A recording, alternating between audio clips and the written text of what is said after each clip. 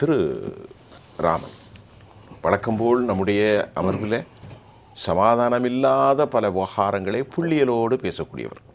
தற்போது அம்மாவுடைய இந்த இன்னைக்கு திருவாரூரில் தேகத்தலி சின்னம்மா வந்து திருத்துறைப்பூண்டியில் ஆமாம், தேகத்தலி சின்னம்மா வந்து சீதலை சந்திக்கும்போது ஒவ்வொரு கொஸ்டினை முன் வைக்கிறாங்க.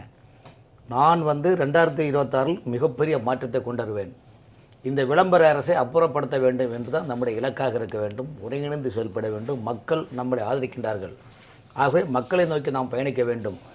இன்றைக்கி தமிழ்நாட்டில் பார்த்திங்கன்னா அவங்க என்ன சொல்கிறாங்கன்னா, ஒரு ஊராட்சி மன்றத்தை திடீர்னு பேராட்சி ஆக்குறாங்க, பேராட்சியை திடீர்னு பார்த்தா நகராட்சி ஆக்குறாங்க, நகராட்சி திடீர்னு பார்த்தா மாநகராட்சி ஆக்குறாங்க. இப்போ இந்த ஊராட்சி மன்றம் இருக்கும்போது பார்த்திங்கன்னா ஒரு வருஷத்துக்கு 100 ரூபா அந்த வீட்டுக்கு வரி கட்டுவாங்க. குடிநீர் இணைப்புக்கெல்லாம் ரொம்ப கம்மியாக தான் இருக்கும்.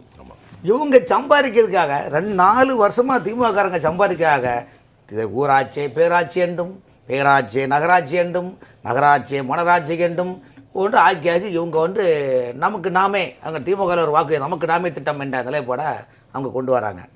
அப்போ இது எதற்குன்னா இது மக்களுக்கான ஒரு நிலைப்பாடு இல்லை. இன்னுள்ள இதுதான் தியாகத்தலைவி சின்னமாக சொல்கிறாங்க. அதாவது திட்டங்களை வந்து இவங்க போய்ட்டுறதுல 25% தான் ஒர்க்குக்கு செயல்படுத்துவாங்க.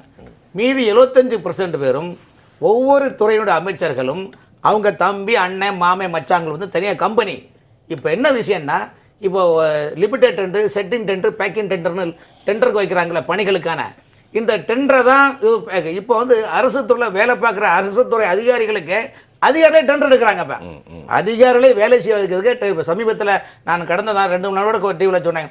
இப்போ நாமக்கல் மாநகராட்சி ஆணையர், புதுக்கோட்டை மாநகராட்சி ஆணையர், வந்து திருவண்ணாமலை மாநகராட்சி ஆணையர், திண்டுக்கல் மாநகராட்சி ஆணையர்லாம் பார்த்திங்கன்னா நகராட்சி ஆணையர்களை அந்த துறையினுடைய அமைச்சருடைய தம்பி ஒரு கம்பெனி நடத்துகிறாரு. அந்த கம்பெனி வந்து இன்டர்நேஷனல் டாலர் தேசங்களின் டான்கள் தமிழகத்தில் ஆட்சி அமைத்து சர்வதேச அளவில் டாலர் தேசம் டான்களாக வருகின்றாங்க. உதாரணம் நான் போய் சொல்கிறேன் என்றால், தமிழ்நாட்டில் 4 ஆண்டுகளில் திருச்சி மாவட்டம், பெரம்பலூர் மாவட்டம், அரியலூர் மாவட்டம், கிருஷ்ணகிரி மாவட்டம், சென்னை மாநகரத்தில் 28% அந்த நிறுவனங்கள் தான் இருக்குது. நீங்கள் இப்போ மிகப்பெரிய சர்வதேச புகழ்பெற்ற மருத்துவமனையில் கூட அந்த நிறுவனம் தான் விலைக்கு வாங்குது. அப்போ இத்தகைய இது பணம் யாது சார்? சார் எத்தனை பணம் மத்திய அரசு பணத்தை எடுக்கிறீங்க? எல்லா பணத்தை எடுத்து சூருட்டி கொண்டு அதை டெண்டர் மாறி வச்சு துறை ரீதியாக வந்து முழுக்க கொள்ளை எடுத்து கொண்டிருக்கிறார்கள். இது அனைத்தும் இங்கே என்ன நடக்குது, திமுக ஆட்சியில் என்னென்ன முதலிடம் பண்ணுறாங்க அனைத்தும் தேகத்தில் வச்சு நம்ம உன்னிப்பாக பார்க்குறாங்க. அந்த உன்னிப்பாக பார்த்து தான் என்ன சொல்கிறாங்க, ஒருங்கிணைந்து செல்லப்படுவோம். கண்டிப்பாக தமிழ்நாட்டு மக்கள் நம்மளை வந்து ஆதரிக்கிறாங்க, மக்கள் ஒரு மாற்றத்தை கொண்டு வந்து நினைக்கிறாங்க. இப்போ அவங்க என்ன பண்ணனா, இப்போ தமிழ்நாடு சட்டமன்றத்தில் என்னென்னா மாநில சுயாட்சி என்ற தேர்தல் நாடகம் நடத்துறதுக்கு சட்டமன்றத்தை வந்து பார்த்தீங்களா அவங்க அறிவாலயமாக்கிட்டாங்க. இப்போ தமிழ்நாடு சட்டப்பேரவை ஒரு அறிவாலயமாக திகழ்ந்த பாருங்கள். இன்றைக்கி நடந்த சம்பவம், மானிய கோரிக்கை டிரான்ஸ்போர்ட் அமைச்சர் இன்றைக்கி என்னென்ன படித்தார் பார்த்தீங்களா?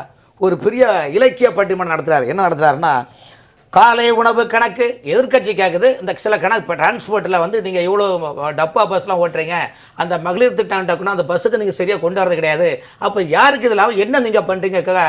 நீங்கள் கணக்கெலாம் கேட்காதீங்க, நீங்கள் கணக்கு போடுற கூட்டு கழிச்சு பார்த்தா சரியான கணக்கு, நீங்கள் இந்த கணக்கெல்லாம் ஒன்றிய அரசிட்ட கேட்க வேண்டிய கணக்கு, எங்கள்கிட்ட கேட்காதீங்க.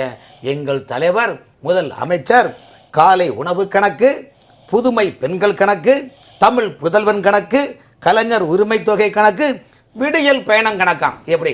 அப்போ ஜெயலலிதாமா முதலமைச்சர் இருக்கின்ற போது அம்மா திட்டம், அம்மாவுடைய அந்த உணவகம் என்ன கணக்கில் போடுறதுக்கு தாலிக்கு தங்கம், சைக்கிளு, லேப்டாப்பு, குழந்தைகள் தாய்ப்பால் விடுறதுக்கு பேருந்து நிலையத்தில் அறை கொடுத்தாங்க. அதுபோல் அம்மா குடிநீர்லாம் எங்கெங்கே போச்சு? அப்போ இதனுடைய இது என்னங்க, இது அம்மா போட்ட திட்டம்லாம் அன்றைக்கி மக்கள் பயன்பட்டு இருக்கிறாங்க. நீங்கள் சொல்கிற இதெல்லாம் உங்கள் செயலுதுன்னா சீனி சக்கரை சித்தப்பா சீட்டில் இது நக்காப்பா என்ற ஒரு மிகப்பெரிய. அப்புறம் சொல்லார், மத்திய அரசு அதிகாரம் மமதை கணக்கு வைத்துள்ளது, எங்கள் முதல்வர் போடுகின்ற கணக்கு மாநில சுயாட்சிக்கு இதை பார்த்து சிறுபான்மை மக்களுக்கு பாதுகாப்பு கணக்குன்னு சொல்கிறார். அடுத்த சொல்கிறார், மக்கள் எங்களுக்கு போடுவது கூட்டல் கணக்கு, மக்கள் உங்களுக்கு போடுவது குலைத்தல் கணக்கு, நீங்கள் சேர்த்து கொள்வது பாவ கணக்கு, பழிக்கணக்கு, எங்கள் முதல்வருக்கு இருப்பது நியாய கணக்கு, சத்தியமாக சொல்லுகிறேன் உண்மை கணக்கு, 2020 234 எங்களுக்கு. இது யாருங்க எவ்வளோ நம்புவானா மக்கள் உங்களை? ராமன், இந்த கணக்கெல்லாம் யார் போட்டது? இந்த கணக்கு அங்கே வந்து அதான் சொல்லுவாங்க, சட்டப்பேரவை அறிவாலயமாக ஆக்கி விட்டார்கள். இதெல்லாம் வாசிச்சாங்களா? அவர் சொல்றாரு அமைச்சர் பேசுனது அதை அப்படி சொல்லுங்க. அமைச்சர் போக்குவரத்து துறை அமைச்சர் அது சொல்லுங்க. சிவசங்கரன் அவர்கள் இன்னைக்கு வந்து வாய்ப்பாடு மாதிரி சொல்றாரு. இது யாருங்க? நீங்க சொன்னா பள்ளிக்கூடத்துல நீங்க சொல்றதாக மக்கள் பள்ளிக்கூடத்துல பிள்ளைங்க சொல்லக்கூடியது கணக்க இத போய் சட்டப்பேரவையில எதிர்க்கட்சி கேட்கிற கேள்விக்கு டிரான்ஸ்போர்ட் விஷயங்கள் தொழிலாளர் நல ராமன் 38 ரூபா அரசாங்கத்தினுடைய காசு ஆகுது. இதை தனியார் பயணம்ங்கிற ஒரு நிறுவனத்தில் 70 ரூபா கொடுத்து அக்ரிமெண்ட் போடுறீங்களே, இது எந்த பாவ கணக்குன்னு நான் கேட்கல, மக்கள் கேட்கல. உண்மைதான். இந்த எல்லாமே ஒரு செட்டப் கணக்கு சார். எல்லாமே முழுக்க அரசு துறையில இந்த அமைச்சர்களுக்கு ஒவ்வொருத்தரும் பாத்தீங்களா சார், மக்களை மறந்தாச்சு. அவங்க தன் துறைகளை பண்ணியுடைய அதிகாரிகளை மறந்தாச்சு, தன் துறையில் பண்ணியுடைய தொழில் சங்கத்தையும் மறந்தாச்சு. இப்போ வந்து மொத்தத்துக்கு அங்கே சங்கு ஊதாத கைதாம இருக்கிறாங்க.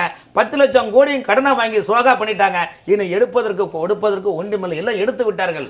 ஆகவே இன்றைக்கு அம்மையார் சொல்றாங்க, 1.25 லட்சம் ரூபா வட்டி கட்டினா உன்கிட்ட எங்க பணம் இருக்கும், மக்களுக்கு என்ன செய்வீர்கள்? இதைத்தான் சின்னமா கேட்குறாங்க. இந்த கேள்வியை மனசாட்சி தொட்ட தமிழ் மக்களுக்கு ஒரு பெரும் சிந்தனை வருகிறது.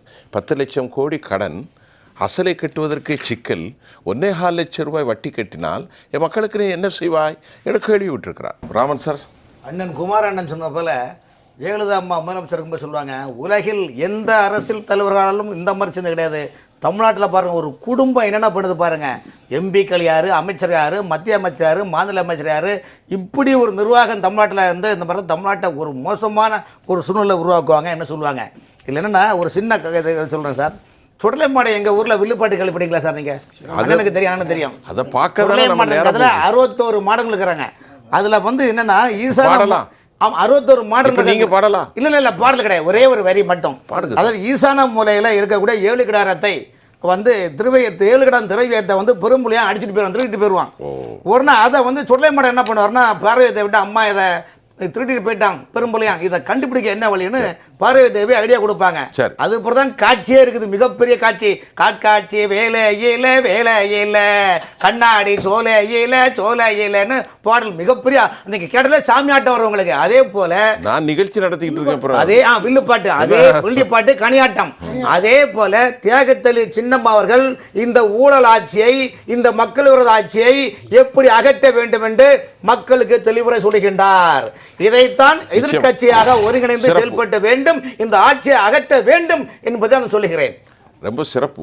நம்முடைய சுடலைமாடன் சுவாமி கோயிலில் உள்ள வில்லுப்பாட்டு ஆட்டம் வந்து விடுமோ என்கின்ற அளவுக்கு தமிழ்நாட்டில் ஆளும் கட்சி ஆட்டம் கண்டு கொண்டிருக்கிறது.